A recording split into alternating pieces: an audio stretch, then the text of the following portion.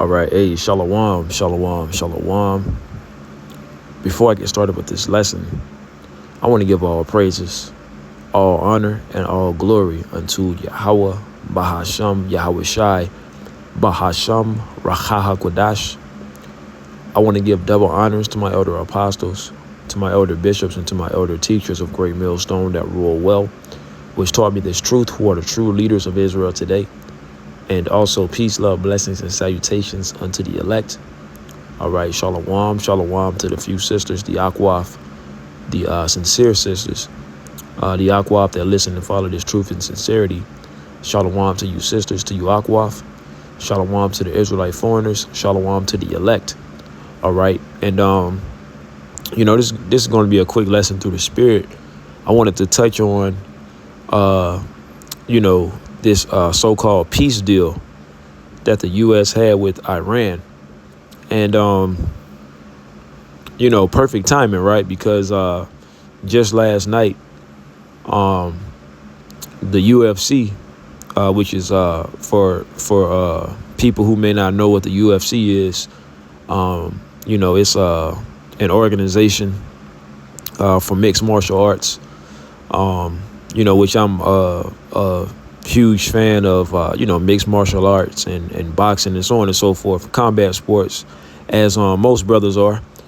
And, the UFC, they had an event at the White House, which pretty much I'm pretty sure most people already know about it, even non-mixed martial arts fans, because that was a big deal. They had that's the first event, mixed martial arts event that was ever held at the White House. I believe they may have had a boxing event years ago, but I definitely believe that's the first mixed martial arts event that they've had at the White House. But anyways, it was somewhat controversial. You had a lot of political a lot of politicians who didn't like the idea. Some may have liked it. Ultimately, as far as the card, the UFC card, with the fights were great. It was a good event, but it ultimately was in my opinion, it was a Trump glaze fest. USA glaze fest. Just a whole lot of USA rhetoric. But all in all, the reason why I say perfect timing, because at the same time when they had the event, now all of a sudden they had this peace deal. They pretty much agreed, and ultimately we understand that the world's a stage, right? But all in all, we understand when they say peace and safety, right? We know the scriptures, okay? Because at the end of the day, there isn't going to be any peace with these heathen being in power, especially with Esau, Edom, right? The real peace is going to come to the Israelites, because we're the ones that ultimately are going to bring peace to the world, beginning with our Lord, of course, Yahweh Shai, right? Our King David, right? The 144,000, that top governing body is ultimately going to usher in peace around the world, right? And ultimately all of us Israelites, okay, we're going to be teaching the ways of righteousness, okay? And we're going to be a standard and example to the rest of the heathen. But as long as these heathen are in power, there will not be any peace, okay? So yeah, they say they struck this peace deal, okay? And I'll read a little bit of it. So it says, Iran war. U.S. President Donald Trump confirmed on Monday that the United States and Iran have agreed to a memorandum of understanding aimed at ending their months-long war. The deal comes just in time for this year G7 leaders summit, where the conflict in the Middle East will be at the top of the 3-day conference's agenda. Going into the summit, foreign leaders appeared to be unsure about which version of Trump they'd be facing, a collaborative partner or a combative opponent. Because Trump, he's unpredictable. Ultimately he's a crash out, and the Lord is using him to fulfill prophecy as far as leading Babylon into the ground, right? Isolating Babylon, getting ready to have its allies turn on them. Okay. It says throughout the war, the White House has lashed out at its European allies, you see? Okay. And that's ultimately going to fulfill the prophecy of the beast turning against the whore. All right. It says for failing to aid U.S. forces, including by largely prohibiting,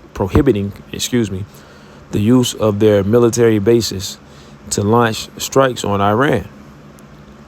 However, news that a deal with Iran has been signed virtually. And so that, it says that the deal was signed virtually, and ultimately it's going to fail, man. And it says, and that an in-person formal ceremony will be held in Geneva on Friday. May temper fears that Trump will exacerbate geopolitical tensions during the meeting, right? As I say, he's unpredictable, right? He's an unstable man, right? And we understand what the scriptures say about somebody that's unstable. Let me see if I can find that.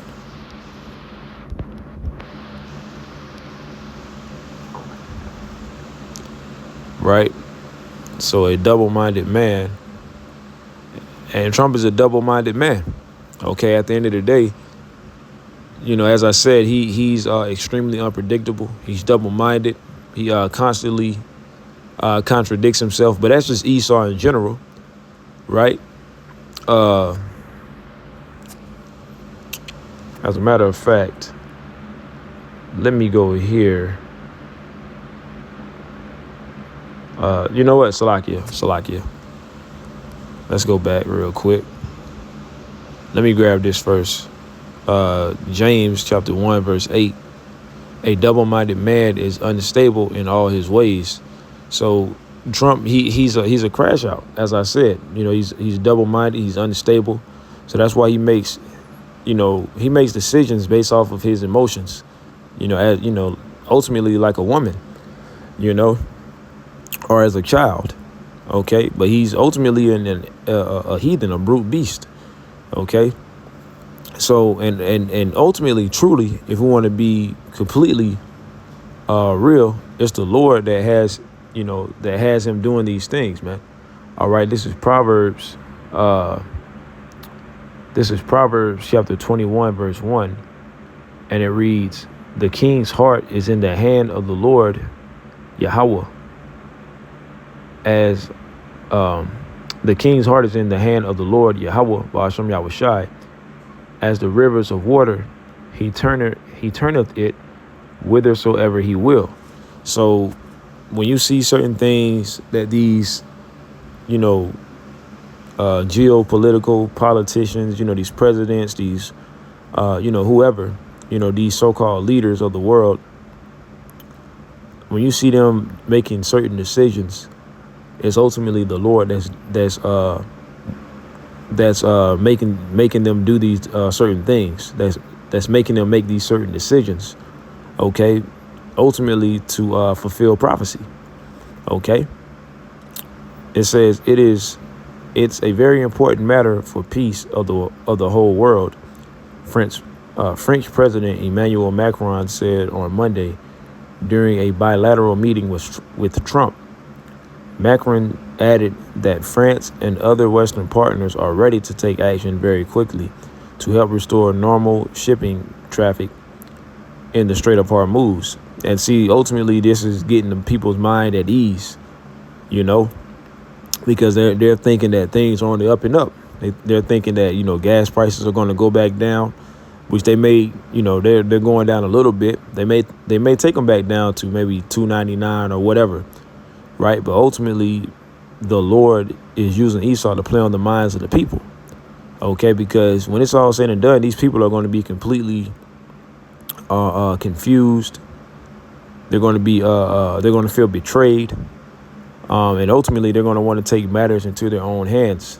Okay, like it says in Second Esdras, the 15th chapter. Right, we can grab that real quick, and I'll just get to the point. Second Esdras 15 and 14. Woe to them that dwell. Woe to them, Salakia. Woe to the world and them that dwell therein. For the sword in their destruction draweth nigh, and one people shall stand up and fight against another, and swords in their hands. And there shall be sedition among men. When you go into that word sedition, it ultimately goes into an uprising against a government or an authority that's in power. And that's what these people are getting ready to do, especially these Edomites. Okay, they already know that the government is against them. So they're ready, man. And ultimately, everybody's going to take matters into their own hands. And that's going to be a part of Jacob's trouble. Okay. And invading one another, they shall not regard their kings nor princes. Pretty much their government official, their government, the authority. They're not going to regard their laws or their rules or their words. Okay. And the course of their actions shall stand in their power. So the people are going to take power into their own hands. So everything is leading to biblical prophecy being fulfilled. Continuing on with the article, which I'm not going to read this whole article. It says details of the deal remain unclear, with Trump saying that the text will likely be released sometime after Friday when its terms go into effect. However, according to U.S. officials, the agreement will reopen the strait, remove the U.S. blockade on Iran, and extend the two sides' ceasefire for another 60 days. They're infatuated with that number 6, man. They're tied onto it. During which negotiators will address the remaining issues, including the future of Iran's nuclear programs. Just a whole lot of rhetoric, but ultimately that's going into what, man? 1 Thessalonians. Okay, this is the first thing that came to my mind when they spoke on it. The point being in verse 3, but I'm going to start from the top. 1 Thessalonians chapter 5. Salakia. Yes, Salakia. 1 Thessalonians 5 and 1. But of the times and the seasons, brethren, ye have no need that I write unto you. For yourselves know perfectly that the day of the Lord so cometh as a thief in the night. Now for the true believers, we understand and we're paying attention and we're watching. We're paying attention to the signs that is letting us know that the Lord is close, that our Lord Yahweh Shai is getting ready to return, man. He's getting ready to make his grand second appearance. And the rest of the world does not know that. So that's why it says, for yourselves know perfectly that the day of the Lord so cometh as a thief in the night. So the Lord is getting ready to catch billions of people by surprise, man. They're not expecting to see a so-called black man with angels invade the planet Earth on a so-called UFO, a fathership, what we like to call it. They're not expecting that to bring wrath and destruction, right? To deliver his elect. These people, that's far beyond their imaginations. Like it says in Wisdom of Solomon, the 5th chapter. Okay, they're gonna be amazed at the strangeness of our salvation. These people, they don't know what's coming. So the Lord is going to invade them, right? When they least expect it, when they're in their security. Okay, that's when the Lord is going to roll on them. Okay. For when they shall say peace and safety. Okay. What kind of deal is this? It's called the Iran peace deal. Okay. Let me see if they have it up there. U.S.-Iran peace deal arrives. Okay, so when they say peace and safety, for when they shall say peace and safety, then sudden destruction cometh upon them as travail upon a woman with child, and they shall not escape. Okay, so ultimately the Lord is getting ready to bring that wrath. He's getting ready to bring that judgment, that destruction upon the planet Earth. Okay, Jacob's trouble is about to go into full effect. Okay, the Lord is already bringing the plagues to Babylon the Great, the pestilence, right? Disease, ultimately, people going against each other. Okay, famine, darkness. That's what's coming to this place, man. All out chaos and anarchy. That's how Babylon is going out. Babylon is going out in great violence. Just like Babylon was established in great violence upon the Israelites. So the Lord is getting ready to take this place out, man. You know, we're one step closer to the kingdom. You know, Lord willing, this quick lesson was edifying. And until next time, I want to say